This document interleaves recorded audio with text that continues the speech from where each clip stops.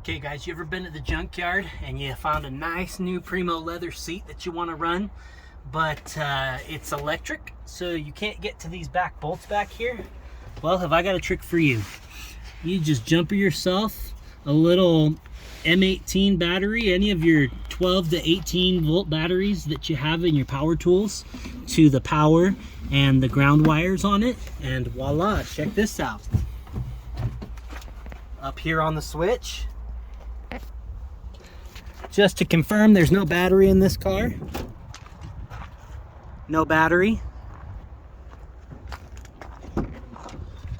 Here's our switch, and watch this. There we go. Oh. Pulled my power wire out, but look, now we can get to our bolts. And there they are.